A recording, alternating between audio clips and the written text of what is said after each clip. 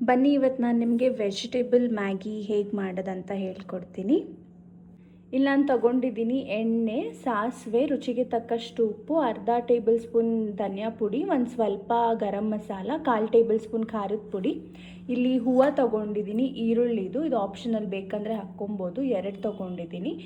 1 tomato, ಒಂದು ಸ್ವಲ್ಪ ಕೊತ್ತಂಬರಿ, ಒಂದು ಸ್ವಲ್ಪ ಕರಿಬೇವು, ಅರ್ಧ ಆಲೂಗಡ್ಡೆ, 5ರಿಂದ 6 ಬೀನ್ಸು, 1 ಈರುಳ್ಳಿ, 1 ಕ್ಯಾರೆಟ್ ಸಣ್ಣದಾಗಿ ಹೆಚ್ಚಿರೋದು, 10 ಎಸಳು ಬೆಳ್ಳುಳ್ಳಿ ಮತ್ತು ಮ್ಯಾಗಿ. ನೀವು ಇದರಲ್ಲಿ ಬಟಾಣಿ ಕೂಡ ಹಾಕ್ಕೊಬೋದು, ಆಪ್ಷನಲ್ ಬೇಕಂದರೆ.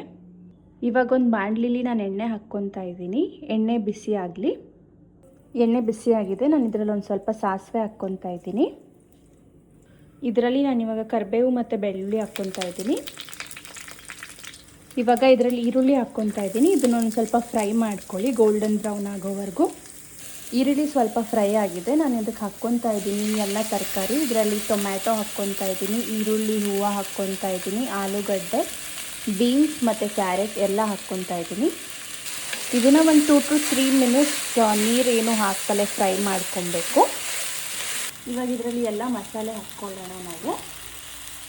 ಇವಾಗ ಇದಕ್ಕೆ ಒಂದು ಸ್ವಲ್ಪ ನೀರು ಹಾಕ್ಕೊತಾ ಇದ್ದೀನಿ. ನಾನು ಒಂದು ಅರ್ಧ ಲೀಟರ್ ಆಗೋಷ್ಟು ನೀರು ಹಾಕ್ಕೊತಿದ್ದೀನಿ ಸದ್ಯಕ್ಕೆ.